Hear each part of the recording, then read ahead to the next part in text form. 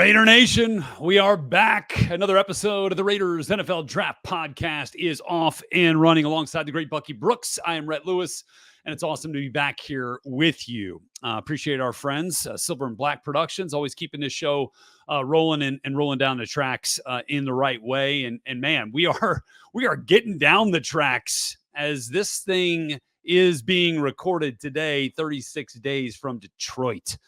So day one of the draft, Bucky, is upon us, and I guess it is officially draft season. Or I should say it is officially pro day season, right? That's where we're at now. Yeah, officially pro day season. So just in case everyone's not familiar with the calendar, you have the All-Star games. Like once the calendar flips, you have the All-Star games, then it's the run-up to the Combine. And right after the Combine, pro day. And the pro day workouts are also mixed in with private workouts, but we're in the midst of pro day season, and pro days are an opportunity for every prospect to kind of show their talents to scouts and evaluators. Guys that were not invited to the Combine will mix in with some Combine invitees, and they will work out on their respective campuses. So for instance, we are in LA. USC just had their pro day with Caleb Williams, and Caleb Williams was kind of like the headliner, but every senior from SC had an opportunity to work out from the scouts, do all the athletic testing, the positional drills, and those things. So we're in the midst of that. You'll see contingents like general managers and head coaches, coaching staff coordinators. They'll kind of look at the prospects that are of interest. They were kind of like fly out to these destinations, and they will put a lot of these guys either through individual drills to make sure that their talents kind of fit what the scheme is, or they'll arrange private workouts at later dates where they can have a little more one-on-one time and take guys through individual drills without having the pressure of having to share a prospect. So we're in that season because, look, we talk about the draft being a little over a month away. People are making final decisions and determinations on how the board should stack ahead of the draft. Yeah, I think that's a good point. You know, it is kind of segmented when we get down that path to the draft. Starts really with All-Star game season, and then it builds into the Combine. And now we're into pro days. Soon we're going to be starting to really kick those visits, right? Those 30 visits that each team can choose to take advantage of with any given player, bring them into their building. You can do all those Zoom calls too. So we kind of get into that season. Really feels like it picks up once we turn the calendar into April and we get even, into draft month. So we're kind of in that third of four real phases, it feels like. And then, of course, the misinformation season is just always prevalent this time of year, right? All the rumors, all the talk, all the conversation. And look, we're here for all that too. Like we dig in all that. Everybody wants to know who's doing what, who's picking what, where are they going? And, we won't really find out until the 25th, but we can prognosticate until then. And that's part of what we're going to do on today's episode when it comes to the quarterbacks. We talked about this a little bit earlier in the week when we released our post-free agency podcast, and how for the Raiders, the signing of Gardner Minshew may or may not affect the draft plans for the Raiders at number 13 when it comes to the possibility of selecting a quarterback. So we'll dig into that a little bit, but I do want to give some credence and give some respect to Caleb Williams, who did go through his pro day, which was the first time that anyone in public has seen him throw since November 18th, when USC lost to UCLA in the regular season finale there. So it's been a while, right? And we didn't see him throw at the Combine. He wasn't a part of any of the All-Star games. So this was kind of, look, was this going to change whether Caleb Williams goes number one or not? Probably not. Maybe if he falls flat on his face and the Bears decide they just don't like the guy, but from all intents and purposes, that's not the case. But this was big just to kind of get a glimpse, right, of what he's been working on, what he's been doing in those 4 months since then, Bucky, because he's been spending some time with Will Hewlett down in Jacksonville, runs a little bit QB coaching academies, worked with Brock Purdy, John Wolford, Nathan Peterman, Anthony Richardson from a year ago. So I thought that part of it was kind of interesting. And look, by all intents and purposes, guy passed the test with flying colors, just like we knew he would, right? Absolutely. We knew he would pass the test, but pro days are great because it's kind of like the final piece of the evaluation puzzle. We can talk about what he did in the fall. That's off the film study.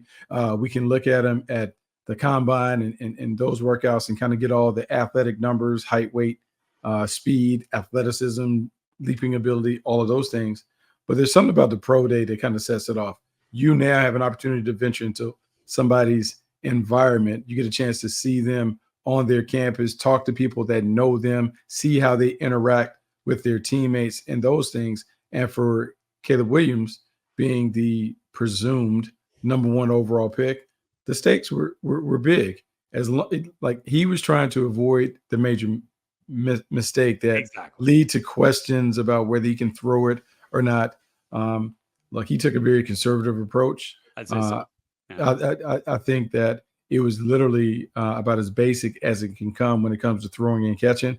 But he needed to do that because he needed to kind of quiet some of the noise that's out there on him being a guy that is always off schedule, that he doesn't have the ability to throw on time with anticipation and touch and those things. He did a really good job of that. And even though there's no pass rush, he still, from a footwork standpoint, the rhythm, the urgency, the accuracy, he checked off a lot of boxes for me. Yeah, there's no pass rush. There's no processing. It's, hey, let's get this thing up and down and let's not let the ball hit the ground. This is routes versus airs, what this is. You do it every day of practice. And so I thought he completed that part of the test, very well. Now, yeah, were there a couple of balls that, maybe overshot a deep ball or two, but then he ended on a beautiful explosive play down the field, right? Probably great throw. Yard shot. Yeah, great throw. And I think, like for those who are looking at Caleb Williams for the first time, what you saw in his workout is exactly what you typically see from top quarterbacks. Quiet feet. There was kind of like a calmness to the way that he was just kind of going about pitching and catching. Didn't seem like he was overexerting himself to kind of deliver these strikes. To me, I think when you watch him throw compared to some of the other guys throw, you feel like he's head and shoulders above them, and just in terms of how natural and how easy it is. People talk about the flick of the wrist or whatever. I just think he has an easy throwing motion that makes it very easy for the ball to be consistently delivered in the strike zone. And I think when you look at his interaction with his teammates and how they kind of ribbed each other, but were really supportive of one another, I think that's a testament to his leadership skills and how they were embraced in the locker room. So even though he didn't put himself through a rigorous or strenuous workout, I think he answered a lot of questions just based on how he and his teammates interacted. Yeah, I'd say, I got that sense at the combine, watching the interaction he had with Brendan Rice, right, is, one of his favorite receivers the last couple of years at USC. Taj Washington, same thing, one of the most productive receivers, actually the most productive receiver catching balls from Caleb Williams was Taj Washington. But Brendan Rice had a huge year, catching touchdowns from Caleb, 12 touchdowns to lead the team last year. So it was always intriguing. What's their relationship like? What are their interactions like? Well, Caleb didn't have to, but he stayed and he wanted to watch those guys catch balls, even though he wasn't, participating in the combine. So again, those types of things, the way he handled himself, thought he handled himself very well with our buddy Steve Weich after the pro day workout and talking about all the things, that are on his mind, the things that he's been doing, the things that he's looking forward to in terms of visits. And he feels very mature.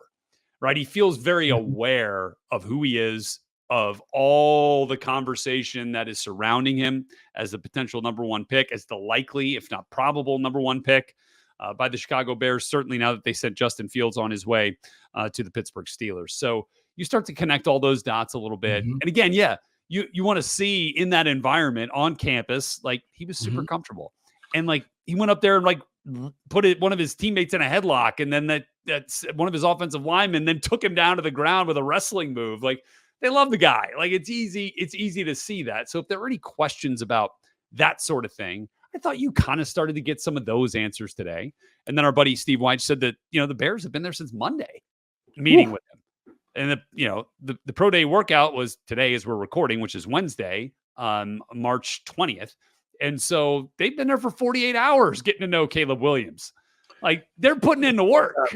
That's a long time. That's a long time to do it. But that's what it typically takes when it comes to the quarterback. You want to invest the time in because it is a very expensive decision that you're making. You talk about number 1 overall pick, the amount of guaranteed money that he will see, how you're setting him up to be ready for the 5th year option, then another contract.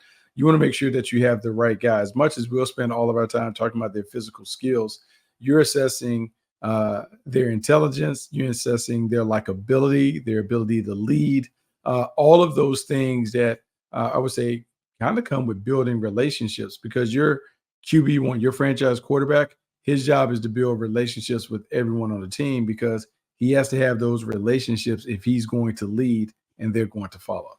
That's a great way to put it. Great way to put it. And look, I feel like he's built to be a pro. He's built to be the face of a franchise. He's dealt with the scrutiny. He was the face of the program at USC, and one of the most, visible programs in the country for 2 years. Same goes for him, supplanting Spencer Rattler at Oklahoma. So I think this guy's ready for all that potentially Chicago can throw at him. And so then let's see where the dominoes fall, right? Because that's where things start to get interesting. If we can connect those dots, Caleb Williams to the Bears at number 1. And look, could the Raiders trade up to number 1? Sure. I guess it's possible, right? Anything is conceivable at this point in the draft. We love drama. It just at this point does not feel very likely, right? So let's play this thing out. At number 2, the Washington Commanders have a choice. Is it Drake May? Is it Jaden Daniels? And by the way, their pro day is coming up on the 27th and 28th, so end of the last week of March, which, by the way, you could also catch on NFL Plus. On Bucky, I know you're going to be a big part of those broadcasts, so I'll look forward to kind of catching up on those after the Big 12 conference-wide pro day, which we're also going to be at next week down in Frisco, Texas. But okay, it doesn't even really matter for the intents and purposes of this conversation. Let's just say it's Drake May at 2. Okay. Then let's say the Patriots. I mean, how they could conceivably pass up on a quarterback, I don't know. I can't see it. I can't see it. They need one. They got to have it. They don't really have one. They traded Mac Jones away. I know Bailey Zappi's there. They're taking a quarterback. Let's say it's going to be Jaden Daniels. Well, now things really start to get interesting, because I suppose, if the Raiders are in love with that next quarterback, whether that's J.J. McCarthy, Michael Penix, or Bo Nix, feels more likely at this point, based off all we're hearing, that you'd have to trade up to get McCarthy. Maybe you could sit pat and get one of the other two. But if you wanted McCarthy, feels like you're going to have to go up to 4 with the Cardinals, or maybe 5 with the Chargers. That sound about right? It does sound like he's got a lot of momentum behind him. And there have been some people that have told me that, hey, go easy on the Drake May thing, because whatever you say about Drake May, you could say about J.J. McCarthy when it comes to the inexperience. The difference is he's the ultimate winner. 27-1 as a starter, won a natty before leaving to try his hand at playing in the pros. And he was coached by a pro. I think people won't talk about it, but it certainly matters. He did things within his offense that are what you're expected to do each and every Sunday. They didn't lighten the load. They put it on him. They made him deal with it. He dealt with it. And we saw a guy that was very efficient and effective as a passer, even though he didn't have as many attempts. The one thing that you're thinking about when it comes to McCarthy, the intangible qualities and how that could allow him to be a force multiplier, meaning he comes together with the right attitude, the toughness, the discipline, the detail. He begins to speak up. It forces everybody else to raise their level of play. Yeah. We'll see, man. He's done a really good job of representing himself in terms of these interviews. Now people are just casting their eye on his game to see if what the eyeball test tells you is he going to be a top 10 pick? That's what everyone is trying to kind of scrimmage in their minds. Yeah. Is he worthy of being a real top 10 pick? And those really feel like the two likeliest of trade destinations, right? It's the Cardinals at 4, not in the quarterback market. They've hitched their wagon to Kyler Murray. Chargers at 5, certainly don't need one. Everybody that loves the Raiders knows that after watching, them play the Chargers and Justin Herbert, twice a year for the last few years.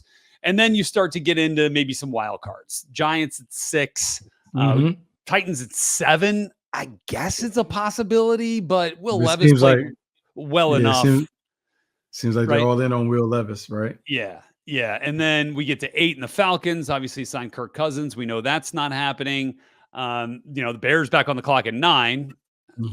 That would be something, right? They're not going to do 2 quarterbacks, but but could it be a trade spot? Maybe. Yes. Yeah. Maybe. Could absolutely be. A team's looking to get ahead of what kind of has become affectionately known as quarterback row, right? You've got the Vikings at 11. You've got the Broncos at 12. You've got the Raiders at 13. And maybe a little bit lesser, but you got to be thinking about it if you're the Saints at 14, if the right guy is sitting there with Derek Carr. Obviously, he's only been there 1 year in New Orleans, but, isn't getting any younger either. So could a team try to trade ahead, of those 5 teams? Yeah, possibly. And so when we're starting to look at this, let's say the 4 quarterbacks go in the top 6. Then that leaves, let's say it's Bo Nix and Michael Penix.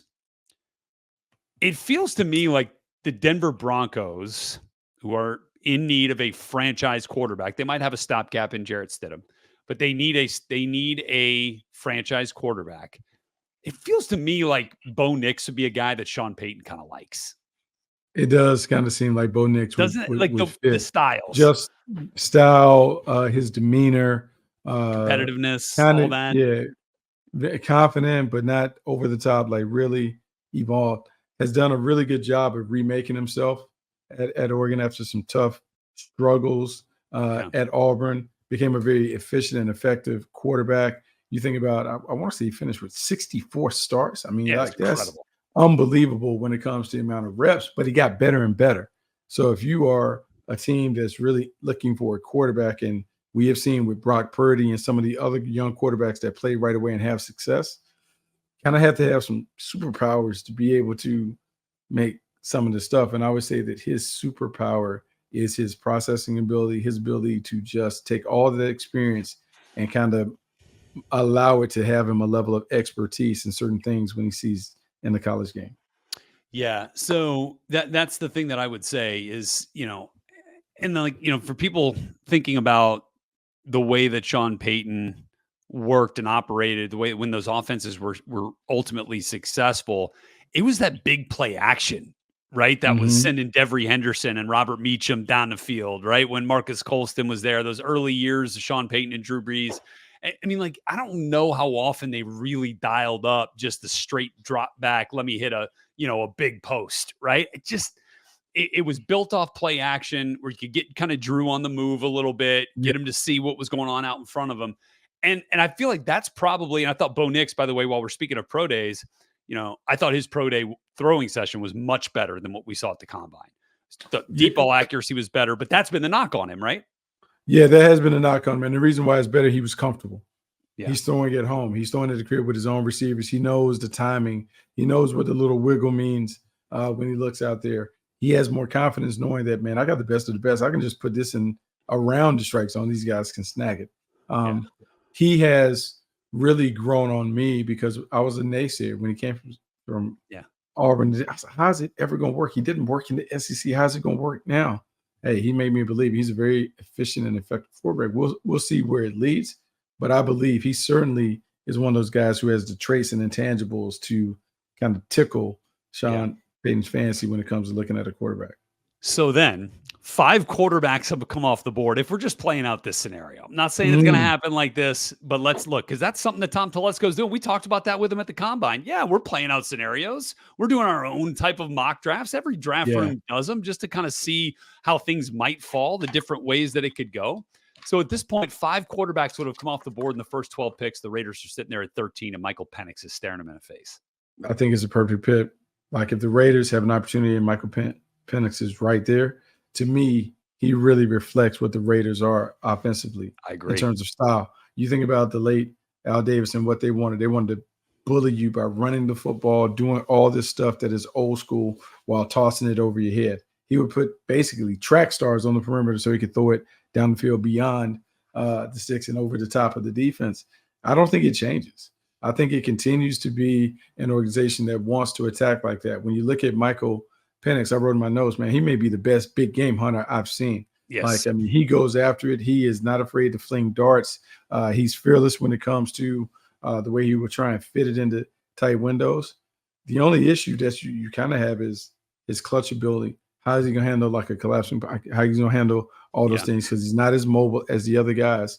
And then you just got to check the overall toughness. Like all those things could be the same thing, but is he tough enough to endure some of the other stuff that could come as well?